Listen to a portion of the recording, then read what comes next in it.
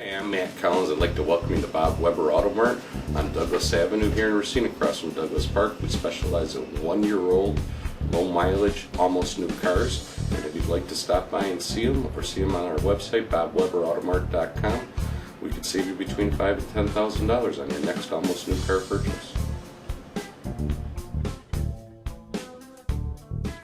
Welcome into another edition of Sports Junkies. I'm Steve Sparky Fifer from Sports Radio 1250 WSSP, co-host of the Wendy's Big Show weekday afternoons from 2 until 6.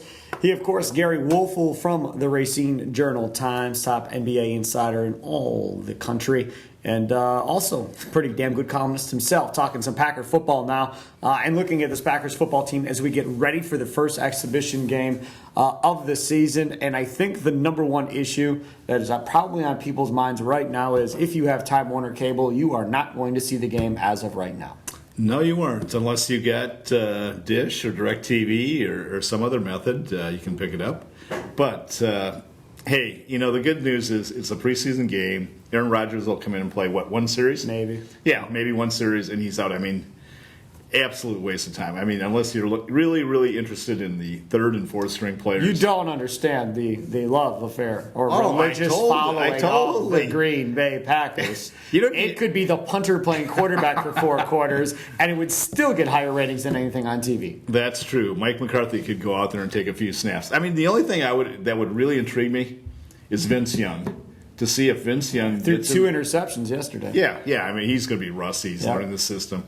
No surprise there. But I'd be curious to see if they throw him into the fire right away. I mean, he hasn't had a lot of time to grasp that system. He has not. And again, Greg Easton, our producer, points out, for those of you that are like 80 years old and still have an antenna on your house, that could also be a possibility as well if you want to use the antenna. This is the thing. Look at the Packers since we've last talked. Quite a bit has actually happened. Number one, you bring up Vince Young. They bring him in. Mm-hmm. The debate is kind of going on right now. Do they bring him in to be a true backup quarterback to Aaron Rodgers in front of Graham Harrell? Or do they bring him in pretty much just to run scout team between now and the Niners game in week 1 to get ready for that read option offense? He's calling Kaepernick, right? Not really. In his prime, he used to run the ball all the time. He's not in his prime. No, he's 30 years old, but he's still pretty athletic. He's still in pretty good shape. So that wouldn't surprise me at all that they got a guy that can move around and actually run and test their linebackers, because their linebacker core is going to be put to the test. Obviously, when they played San Francisco in the playoffs, they were horrible. They didn't have any speed or quickness in that group, and it showed. Okay, so you think he's being brought in just as a scout player, and then he'll probably get cut at the end of training camp then? I got a feeling that's going to be the case. That's how it is. I really do. So they're using and abusing Vince Young. Yeah, but you know what? He's probably getting a nice little paycheck for coming in and showing up.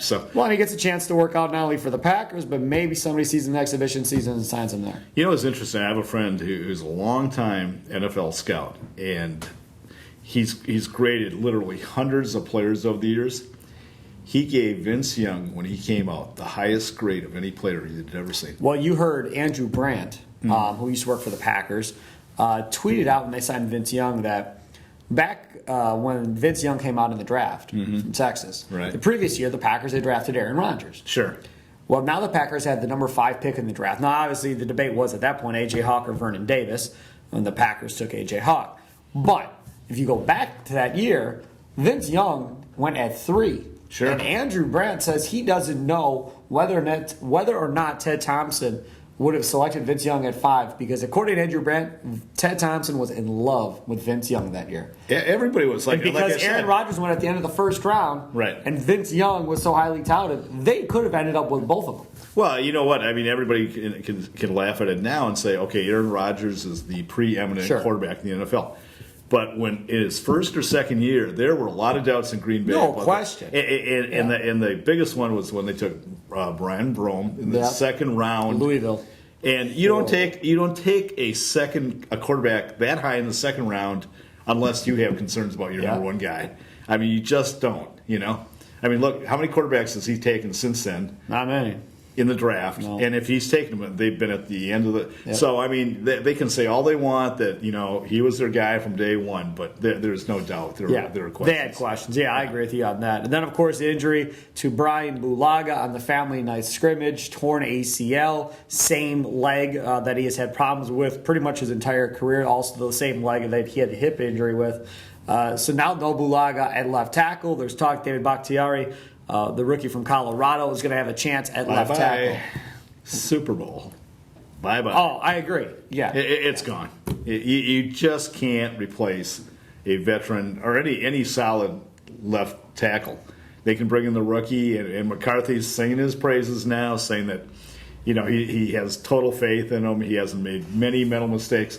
It's practice. Wait till you get against the real big boys. Well, that's what I want to see. I mean, because you got Julius Peppers, you got Jared Allen. I mean, you've got some guys that you're going to have to Detroit's deal got with. a couple beasts, Right. You got some guys you have to deal with in this division. So we'll see how this plays out. This would be different if Bakhtiari was a first-round pick. I'd feel more comfortable with it. No question. You know what I mean? Yeah. But there aren't, really good left tackles in this league that aren't first-round picks. Or second-round picks. To me, I would move Marshall Newhouse back. As bad as he was last year, Right. At least you got some feel for the guy, that he's got some track record at that position. But by the way, you know how many sacks allowed Marshall Newhouse gave up last year? How many? This is absolutely mind-blowing. I didn't think anybody could be this bad. I mean, now we know why they made the move. What do you think? Just throw out a number. I don't know, 12. Okay, keep going. 14. Keep going. 16. Keep going. 18. Keep going. 20. 21 and a half sacks that he was responsible for, Right. And it's like, my God. It's about half the sacks that we're giving up. If I'm Aaron Rodgers, I'm thinking like, hey, I don't care who you bring in somebody. But now they're at a point of desperation. I mean, you let some totally unproven guy take that spot? No. Well, that's the other thing. If Bakhtiari gets that job at left tackle, then you have to develop chemistry between Josh Sitton at left guard and Bakhtiari at left tackle. Good point. And that also has to work because you flip-flop Sitton and Lang as well when you made the switch with Newhouse and Bulaga. So because of that, you have TJ Lang out at right tackle now, or right guard. He gets to continue to work with Marshall Newhouse. Don Barclay becomes your swing offensive lineman who then can essentially play any one of the 5 line positions. If I was Thompson, and it's not going to happen, but if I was Thompson, I would trade for a tackle.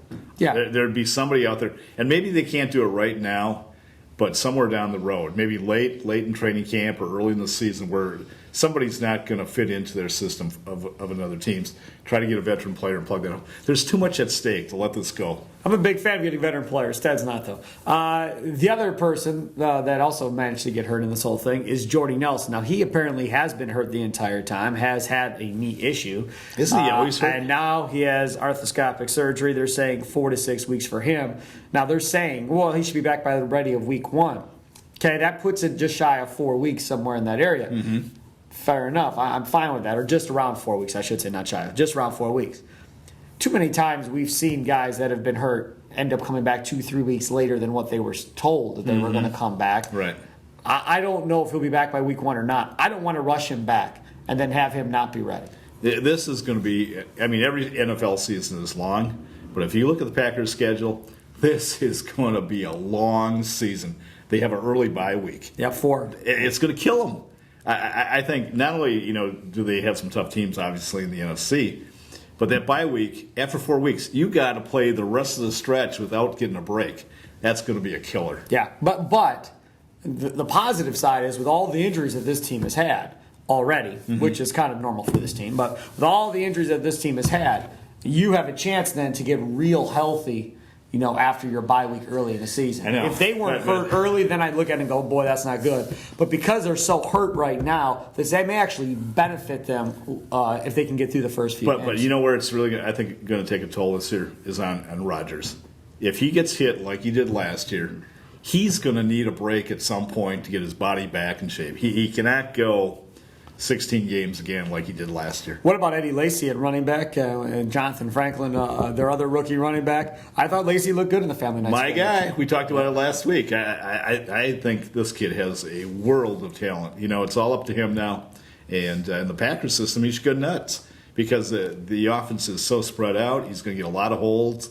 He's going to get a lot of one-on-one situations with the linebackers where he's strong. He can break tackles. This is the perfect system for the guy. I think there are a couple guys right now going into the first exhibition game that you want to see do something. Nick Perry's one of them. I mean, Nick Perry was hurt last year, still playing with that goofy cast or whatever on his arm or hand. He needs to do something. He needs to show that he can make an impact, either whether it's tackling guys in the backfield for loss, getting to the quarterback with hurries, pressures, or sacks. He must be that other guy. Couldn't agree with you more. They need somebody to step up and complement Matthews. If they don't have a guy that complements Matthews, it's just going to be the same old story. Yep, no they question. need some kind of impact player to go with them. He is Gery Woelfel of the Racine Journal-Times. I'm Steve Sparky Fifer from Sports Radio 1250 WSSP. We'll talk to you again next week after the Packers have concluded and wrapped up their first exhibition game of the season right here at RacineSportsZone.com. Hi, I'm Matt Collins. I'd like to welcome you to Bob Weber Auto Mart on Douglas Avenue here in Racine, across from Douglas Park. We specialize in 1-year-old, low mileage, almost new cars. And if you'd like to stop by and see them, or see them on our website, bobweberautomart.com, we could save you between $5,000 and $10,000 on your next almost new car purchase.